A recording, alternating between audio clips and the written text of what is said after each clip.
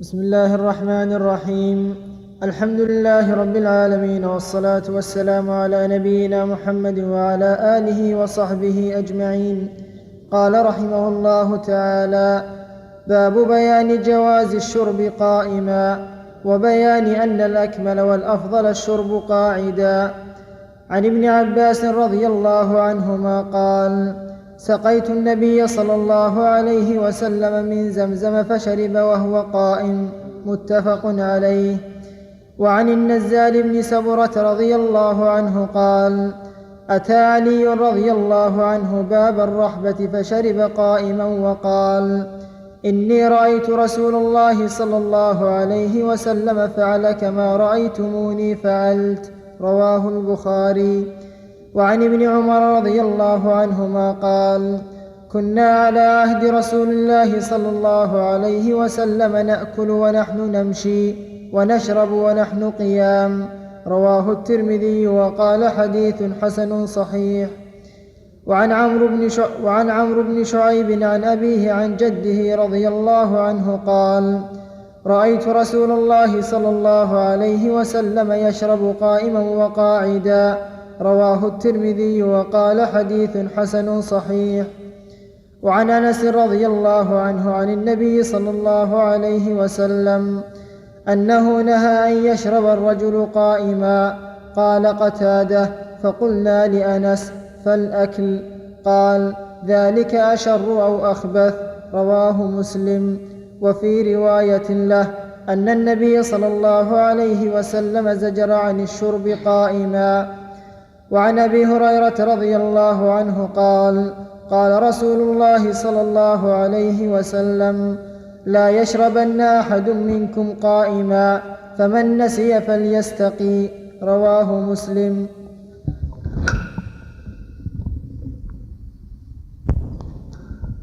بسم الله الرحمن الرحيم.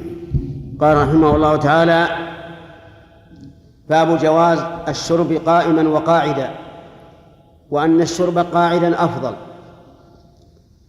الأكل والشرب الأفضل فيهما أن يكون الإنسان قاعدا، لأن هذا هو هدي النبي صلى الله عليه وعلى آله وسلم، ولا يأكل وهو قائم ولا يشرب وهو قائم. أما الشرب وهو قائم فإنه صح عن النبي صلى الله عليه وسلم أنه نهى عن ذلك.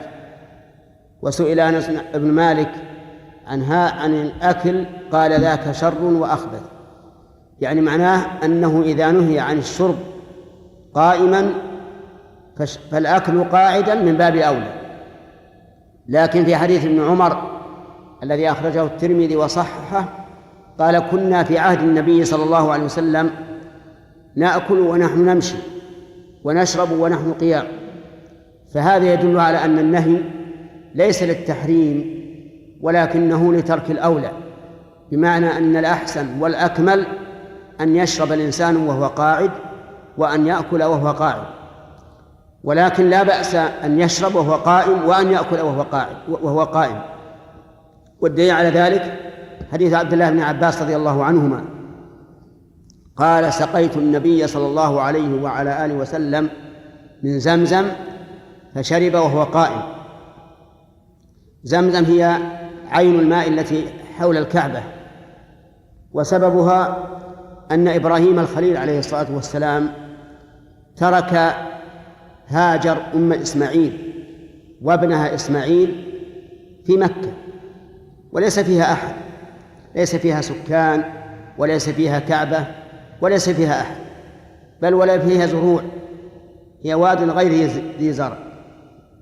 وجعل عندهما وعاء من تمر وسقاء من ماء وانصرف، لأن الله أمره أن يبقيهما هناك. فلما انصرف لحقته هاجر وقالت له: يعني كيف تذهب وتتركنا؟ هل أمرك الله بذلك؟ قال: نعم. قالت: إذا كان الله أمرك بذلك فإنه لن يضيعنا. فالإيمان فإنه لن يضيعنا. وهذا يدل على كمال إيمان هاجر رضي الله عنها. وقصتها هذه نظير قصة أم موسى أم موسى بن عمران كان فرعون مسلط على بني إسرائيل يقتل أبناءهم ويبقي نساءهم إذلالا لهم. وقد قيل إن المنجمين قالوا له إنه يظهر من بني إسرائيل رجل يكون هلاكك على يده، فصار يقتل أبناءهم. فخافت عليه أم موسى، خافت عليه، فأوحى الله إليها، يعني وحي إلهام لا وحي نبوة، أنها إذا خافت عليه تجعله في تابوت، يعني صندوق من الخشب، وتلقيه في البحر. وهذا شيء شديد على النفس، أن ولده تضع في تابوت وتلقيه في البحر، لكن هي مؤمنة واثقة بوعد الله عز وجل، ففعلت، ألقته في البحر في التابوت، فسقط على أيدي آل فرعون فأخذوه. وقالت امرأة فرعون: قرة عين لي ولك لا تقتلوه عسى أن ينفعنا أو نتخذه ولدا. أم موسى أصبح فؤادها فارغا، يعني ما كان شيء وراءه، قد فر قلبها على ولده مع إيمانها بالله، ولكن الله عز وجل بقدرته أو يعني جعل هذا الابن كل ما عرضت عليه امرأة ليرضعها أبى أن يرضعها، لا يرضع. فإذا أخت موسى قد أرسلتها والدته تبحث وتنظر وصار شأنه، فرأت الناس يبحثون عن مرضع لهذا الصبي، فقالت: ألا أدلكم على أهل بيت يكفلونه لكم وهم له ناصحون؟ فرده الله إلى أمه قبل أن يرضع من أي امرأة. الله أكبر، قدرة الله عز وجل، يعني أن الولد ما رضع من أحد سوى أمه، مع أنها قد ألقته في البحر، لكن رده الله عليها. هاجر رضي الله عنها لما قال لها إبراهيم: إن الله أمرني بهذا، قالت: إذن لا يضيعني. ثم بقيت هي وطفلها في هذا المكان الذي ليس فيه أحد من بني آدم، وجعلت تأكل من التمر وتشرب من الماء وتدر اللبن على الولد ويرضع حتى نفد التمر والماء. وجاءت الأم، ومعلوم أن الأم إذا جاءت لا يكون فيها لبن، وجعل الطفل يصيح ويبكي، فرأت بما ألهم الله أي جبل أقرب لها تصعد إليه لعلها تسمع حس ولا رس ولا شيء، فوجدت أقرب مكان إليها الصفا. وأنتم تشاهدون الصفا الآن، أقرب جبل للكعبة هو الصفا. صعدت عليه، تحسس، تسمع، ما وجدت أحد، نزلت، قالت: أذهب إلى الجهة الثانية، وأقرب جبل إليها في الجهة الثانية هو المروة. صعدت على المروة، تسمع، تريد أحد، ما جاء.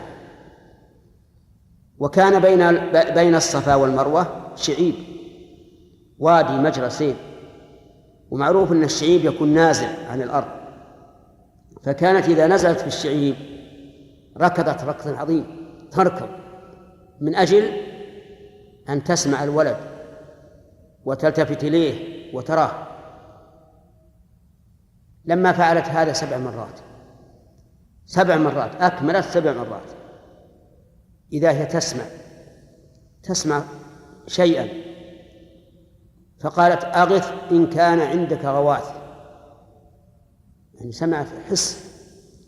وإذا هو جبريل أمره ربه عز وجل أن ينزل إلى الأرض فيضرب بعقبه أو بجناحه مكان زمزم، فضربه مرة واحدة فخرج هذا الماء ينبع، ماء زمزم، فجعلت تحوشه، تحجر عليه، خافت أن يسيح في الأرض وينقص، هذا ظنها.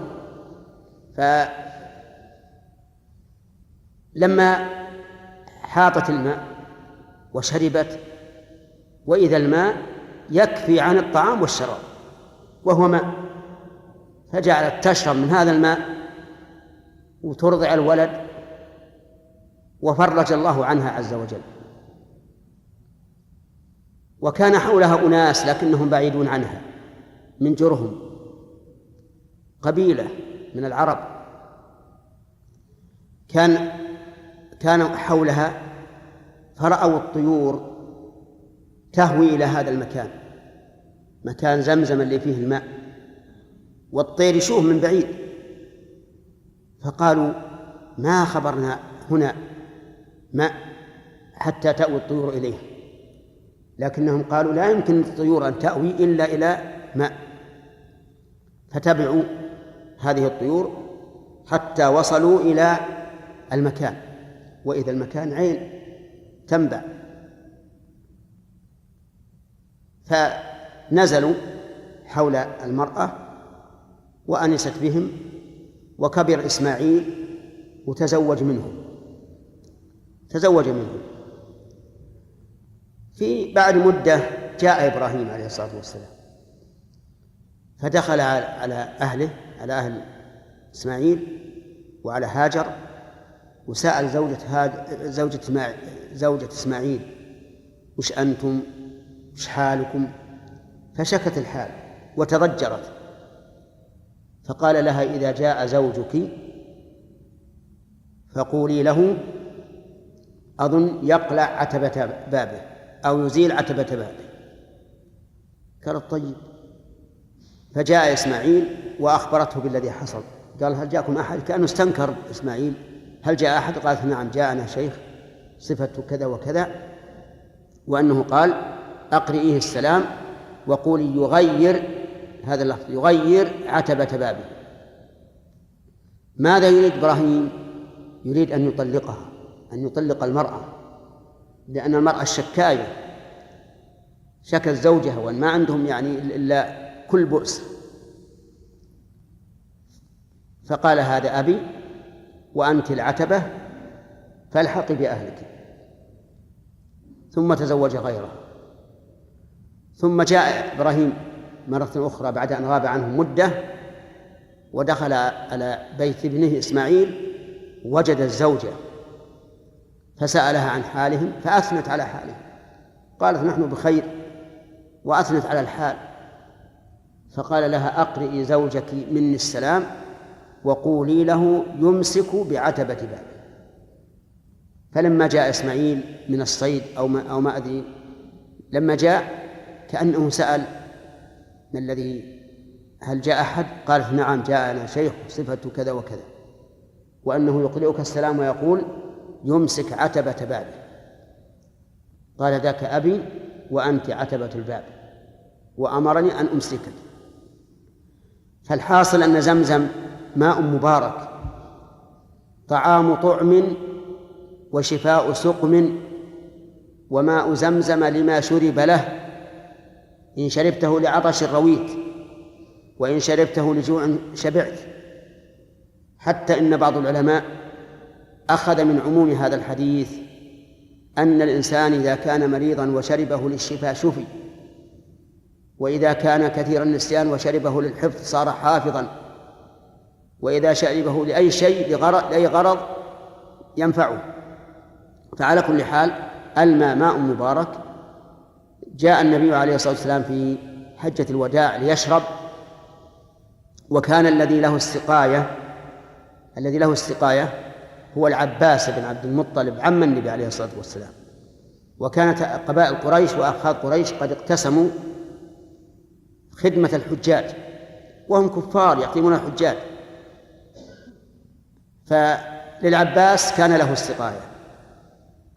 فلما جاء النبي صلى الله عليه وسلم ليشرب، قال العباس لابنه الفضل بن العباس اذهب إلى أمك قل لها تعطينا من الماء الذي عندها، يعني ماء من زمزم نظيف، وأظنه نبيذ أيضا، فالله أعلم. لكن قال الرسول عليه الصلاة والسلام لما؟ قال لك يا رسول الله، هذا يغمس الناس فيه أيديهم يعني أريد أن نعطيك ماء نظيفا، فقال لا، أشرب بما يشرب الناس به.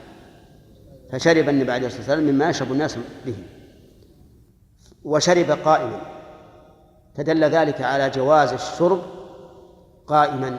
وكذلك حديث علي رضي الله عنه أنه شرب قائما وقال إني فعلت، إن النبي صلى الله عليه وسلم فعل كما رأيتموني فعلت، فدل هذا على أن الشرب قائما لا بأس به، لكن الأفضل أن يشرب قاعدا. بقي أن يقال إذا كانت البرادة في المسجد ودخل الإنسان المسجد، فهل يجلس ويشرب أو يشرب قائما؟ لأنه إن جلس خالف قول النبي عليه الصلاة والسلام إذا دخل أحدكم المسجد فلا يجلس حتى يصلي ركعتين، وإن شرب قائما ترك الأفضل، فنقول الأفضل أن يشرب قائما، لأن الجلوس قبل صلاة الركعتين حرام عند بعض العلماء، بخلاف الشرب قائما فهو أهون.